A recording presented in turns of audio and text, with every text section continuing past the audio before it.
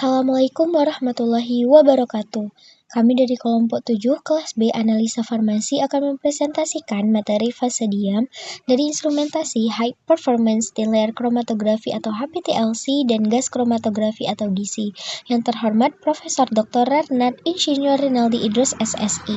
Baiklah, di sini teman-teman yang telah bekerja sama untuk membuat ada Anissa Yasmin, Nadif Aini, dan Gina Fairuz Fadil.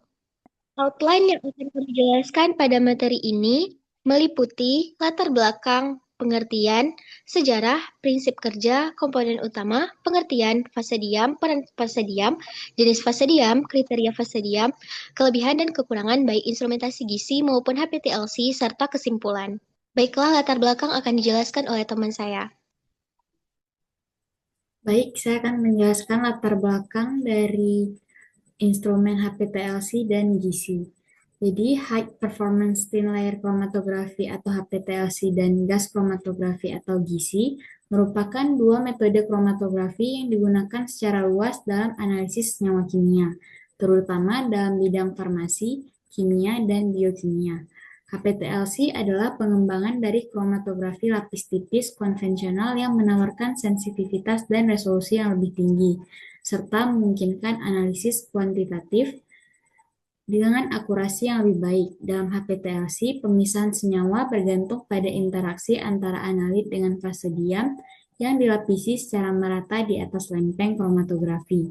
Sementara itu, GC memisahkan senyawa volatil berdasarkan perbedaan distribusi antara fase gerak dan fase diam dalam kolom.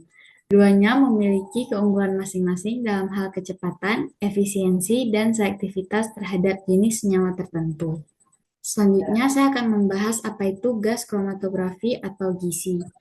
Instrumen kromatografi gas atau GC adalah teknik analisis yang digunakan untuk memisahkan dan mengidentifikasi komponen dalam campuran gas atau volatil.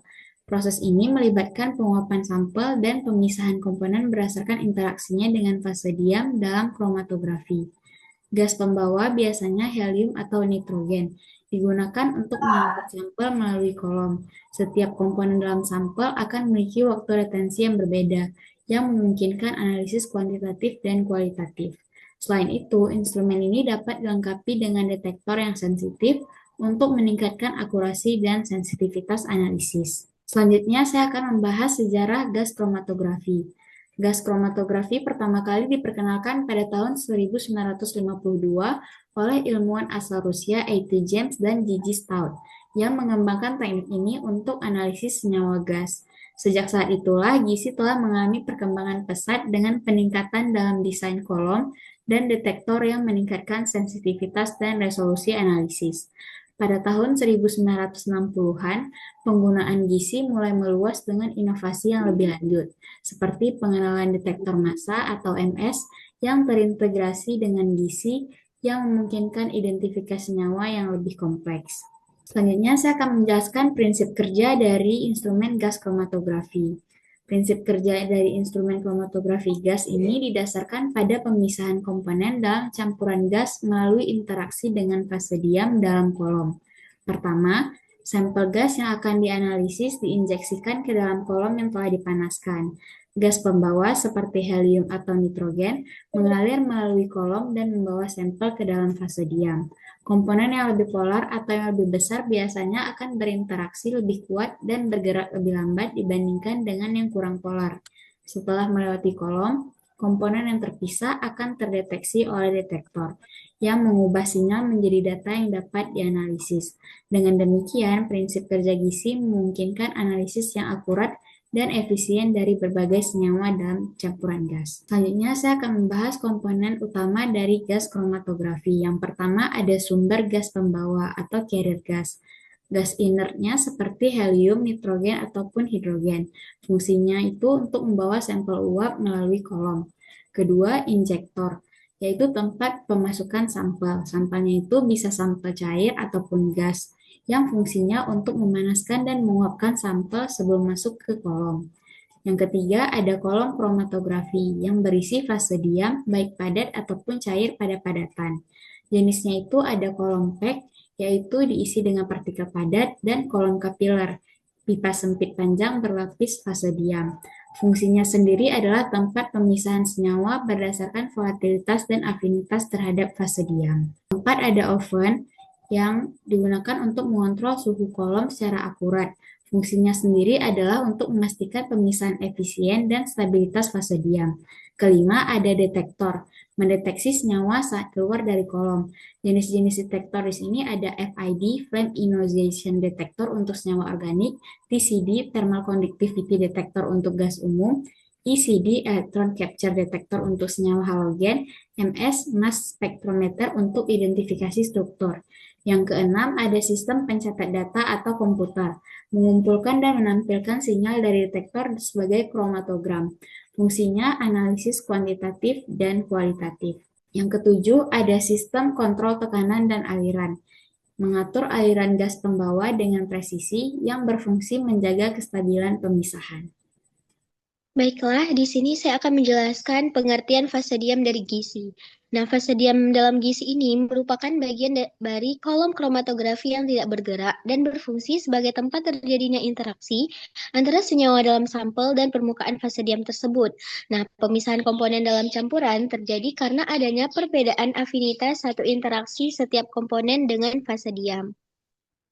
Nah, peran fase diam dalam gizi yang pertama berfungsi sebagai medium interaksi antara senyawa uji dan kolom. Nah, kemudian yang kedua menentukan selektivitas, efisiensi, dan waktu retensi. Serta yang ketiga, kunci dalam mencapai pemisahan optimal dan reproducibility. Nah, jenis fase diam dalam gizi dibagi dua, yakni fase diam padat dan juga fase diam cair. Nah, untuk fase diam padat, umumnya terbuat dari bahan padat seperti karbon aktif, silika, atau alumina. Nah, cocok untuk memisahkan gas-gas ringan dan dengan titik didih yang rendah. Interaksi terutama terjadi melalui absorpsi fisik. Nah, kekurangan yang bisa terjadi yakni tiling pada puncak karena absorpsi yang kuat. Nah, untuk fase diam cair merupakan jenis yang paling umum digunakan dalam gizi. Cairan non-volatil dilapisi pada dinding kolom atau matriks inner seperti diatomaceous earth. Nah, interaksi terjadi antara senyawa dengan sampel dengan cairan tersebut melalui distribusi atau partisi. Nah, fase cair yang dipilih tergantung pada polaritas senyawa yang akan dipisahkan. Baiklah, saya akan menjelaskan jenis kolom dalam fase diam gizi.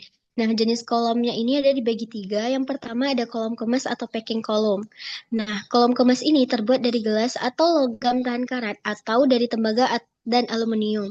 Nah, panjang kolom kemas ini sekitar 1 sampai 5 meter dengan diameter dalam sekitar 1 hingga 4 mm. Yang kedua ada kolom kapiler atau capillary kolom.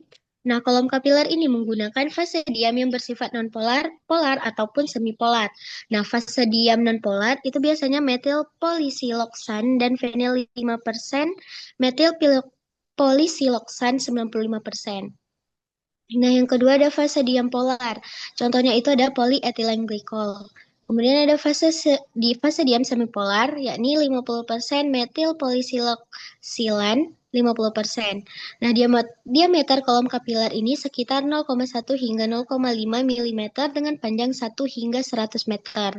Baiklah, yang ketiga ada kolom preparatif atau preparatif kolom. Nah, kolom preparatif ini digunakan untuk menyiapkan sampel yang murni dari senyawa tertentu dalam matriks yang kompleks. Baiklah, untuk karakteristik fase diam gizi, yang pertama kondisi harus dalam keadaan fase diam atau stationary, kemudian sifat non-volatil, kompatibilitas thermal, selektivitas yang tinggi, dan ketebalan film 0,1 hingga 5 mikrometer.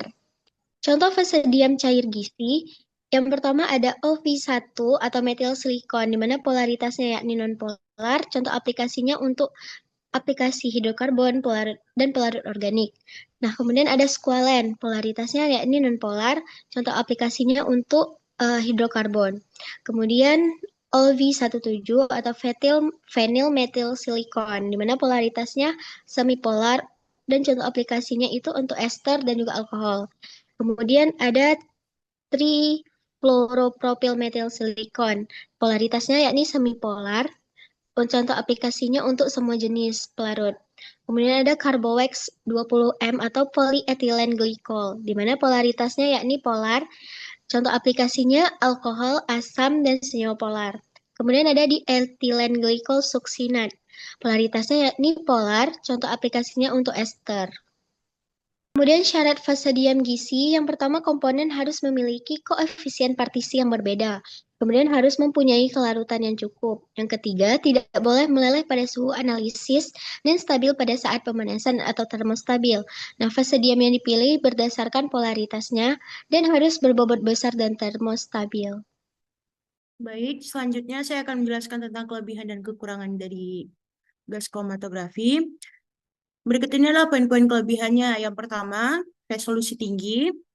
Di sini dia mampu memisahkan senyawa secara detail. Yang kedua, sensitivitasnya tinggi, bisa mendeteksi senyawa dalam jumlah yang kecil. Kemudian ada analisis cepat, waktu analisis lebih singkat dibandingkan dengan metode yang lain. Kemudian ada reproduksibilitas baik, atau hasil konten saat diulang. Kemudian ada bisa digabung dengan detektor canggih seperti GC dan MS untuk hasil yang lebih akurat. Kemudian berikut kekurangan GC yang perlu kita perhatikan. Yang pertama, GC hanya untuk senyawa yang mudah menguap. Yang kemudian ada tidak cocok untuk senyawa termolabil, perlu derivatisasi untuk senyawa polar, instrumen mahal dan kompleks, dan butuh gas pembawa yang murni dan stabil. Baik, selanjutnya saya akan menjelaskan apa itu HPTLC. HPTLC atau High Performance Thin Layer Chromatography adalah metode untuk memisahkan campuran analit dengan mengelusi analit melalui lempeng kromatografi. High Performance Thin Layer Chromatography adalah metode kromatografi lapis tipis yang dikenal karena kemampuannya memberikan resolusi dan sensitivitas yang tinggi. Terhadap proses HPTLC, fase diam memegang peran krusial karena interaksi senyawa dengan fase diam berpengaruh pada seberapa baik senyawa tersebut dapat dipisahkan satu sama lain. Selanjutnya, saya akan menjelaskan prinsip kerja dari HPTLC. Prinsip dari HPTLC merupakan adanya pemisahan berdasarkan sifat absorpsi sampel. Sampel akan bergerak sesuai dengan afinitasnya terhadap adsorben. Komponen yang mempunyai afinitas yang lebih besar terhadap fase diam akan bergerak lebih lambat, dan komponen yang afinitasnya lebih kecil terhadap fase diam akan bergerak lebih cepat. Baik, kemudian di sini ada gambar komponen dari HPTLC. Yang pertama itu ada plat tipis, di mana plat kaca atau aluminiumnya itu dilapisi dengan lapisan tipis fase diam, biasanya silika gel berkualitas tinggi. Kemudian ada pengembang atau developing chamber. Di sini tuh dia tempat pelat dikembangkan dengan fase gerak atau eluent, bisa berupa kamar tertutup agar uap solvent tidak menguap cepat. Kemudian ada fase gerak, larutan pelarut yang digunakan untuk memisahkan komponen dalam sampel di atas plat. Kemudian ada sistem deteksi, biasanya menggunakan detektor UV atau ultraviolet atau detektor densitometri untuk mengukur ulang ya. Kemudian ada sistem deteksi, biasanya menggunakan detektor UV atau detektor densitometri untuk mengukur intensitas dan posisi spot pada pelat. Kemudian ada scanner, alat untuk membaca dan mengukur intensitas spot atau pita pada plat HPTLC. Kemudian ada perangkat lunak untuk mengolah data dan scanner menjadi kromatogram dan analisis kuantitatif. Baiklah, saya akan menjelaskan pengertian fase diam HPTLC. Nah, fase diam dalam HPTLC adalah lapisan tipis bahan padat yang dilapiskan secara merata di atas pelat pendukung, seperti kaca, aluminium, atau plastik. Nah, yang berfungsi sebagai media tempat terjadinya pemisahan senyawa di dalam sampel. Nah, fase diam ini tidak bergerak dan menjadi tempat berlangsungnya interaksi antara komponen campuran dengan fase diam dan fase gerak atau eluent. Nah, peran fase diam HPTLC untuk fungsi utama yakni memisahkan komponen berdasarkan interaksi antara sampel dengan fase diam dan fase gerak. Nah, kriteria pemilihannya berdasarkan polaritas, ukuran partikel, dan jenis senyawa yang dianalisis. Nah, jenis-jenis fase diam pada HPTLC ini yang pertama ada silika gel 60, yang mana fase diam ini paling umum dengan polaritas yang tinggi. Nah, cocok untuk pemisahan senyawa polar. Nah, kemudian ada silika termodifikasi, yang mana dia menggunakan CN atau cyanopropyl untuk pemisahan dua dimensi, baik normal dan reverse phase. Kemudian ada diol, memiliki polaritas yang sedang, cocok untuk berbagai aplikasi. Kemudian ada NH2 atau amino, yang mana digunakan untuk senyawa tertentu dengan interaksi yang spesifik. Kemudian ada silika spheris, di mana partikel berbentuk bola dengan ukuran yang seragam. Kemudian memberikan resolusi tinggi dengan waktu analisis yang lebih cepat.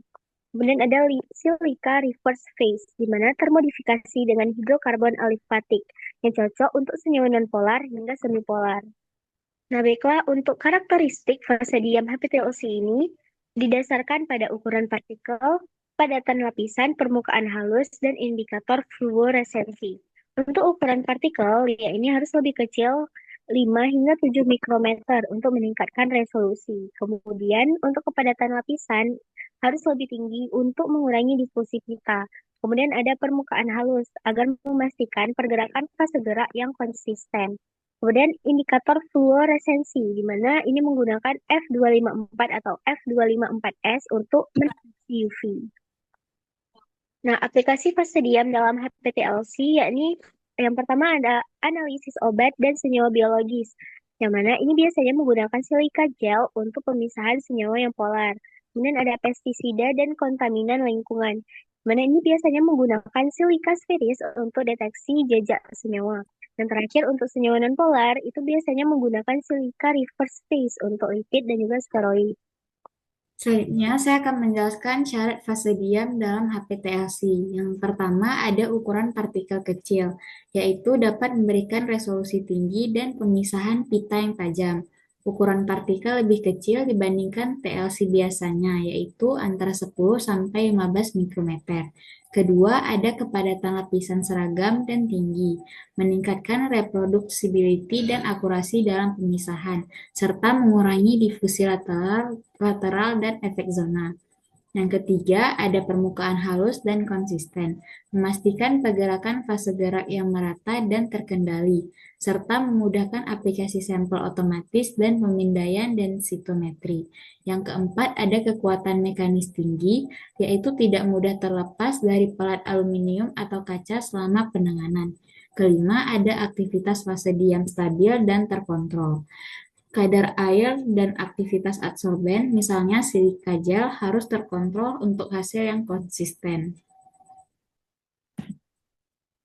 Yang keenam, bersifat kimiawi inert terhadap sampel dan pelarut, yaitu tidak bereaksi atau mengikat senyawa secara permanen.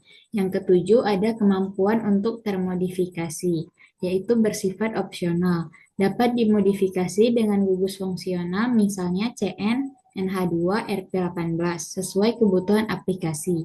Yang kedelapan, mengandung indikator deteksi yang bersifat opsional, seperti F254 untuk fluoresensi bawah sinar UV jika diperlukan untuk deteksi visual. Nah, selanjutnya di sini kita akan membahas tentang kelebihan dan kekurangan HPTLC. Di sini pertama ada kelebihan HPTLC. Yang pertama ada analisis multisampel sekaligus, di mana HPTLC memungkinkan kita untuk menganalisis banyak sampel dalam satu plat sehingga lebih efisien. Yang kedua, efisien dan cepat. Waktu pengerjaan lebih singkat karena bisa memproses banyak sampel dalam satu kali running. Yang ketiga, visualisasi langsung, di mana hasil bisa langsung terlihat di plat tanpa harus menggunakan detektor yang mahal. Kemudian ada biaya operasional rendah, di mana lebih ekonomis dibandingkan metode kromatografi lainnya. Kemudian di sini ada kekurangan HPTLC. Yang pertama, plat mudah rusak atau tidak seragam, di mana plat kromatografi bisa memiliki kualitas yang tidak konsisten. Yang kedua, ada sensitivitas terbatas, tidak sepeka metode seperti HPLC, terutama untuk senyawa dalam jumlah kecil. Kemudian ada perlu standar pembanding, dan terakhir ada resolusi lebih rendah dibanding HPLC. Selanjutnya ada aplikasi di farmasi. Yang pertama PTLC. Di sini yang pertamanya itu identifikasi bahan baku obat, kemudian ada uji kemudian zat aktif farmasi, ada analisis kandungan senyawa dalam sediaan obat, uji stabilitas obat dan produk jadi, deteksi degradasi atau impuritas. Dari GC sendiri, yang pertama ada uji kemudian zat aktif farmasi, penentuan impuritas organik volatil, analisis senyawa aroma dalam produk farmasi, pengujian stabilitas obat, kontrol kualitas sediaan farmasi berbasis gas atau cairan volatil. Nah, baiklah untuk kesimpulan dari materi kami, HPTLC dan gizi merupakan teknik analisis kimia dengan fungsi serupa, namun pendekatan yang berbeda. Di mana HPTLC menggunakan lapis tipis fase diam untuk memisahkan komponen berdasarkan migrasi dalam pelarut yang cocok untuk senyawa polar dan termostabil. Nah, metode ini ekonomis dan juga sederhana tetapi kurang sensitif dibandingkan gizi. Nah, sebaliknya, gizi menggunakan kolom dan gas membawa untuk memisahkan senyawa berdasarkan volatilitas, yang cocok untuk senyawa volatil seperti hidrokarbon. Nah, gizi menawarkan resolusi tinggi dan sensitivitas superior, tetapi memerlukan sampel yang volatil atau derivatisasi, sehingga pemilihan teknik tergantung pada sifat sampel dan kebutuhan analisis. Nah, baiklah, berikut referensi kami lampirkan dari materi yang telah kami buat. Baiklah, sekian dari presentasi kami. Terima kasih atas perhatiannya. Dan untuk pertanyaan dapat dilampirkan di kolom komentar. Akhirnya kami mengucapkan Assalamualaikum warahmatullahi wabarakatuh.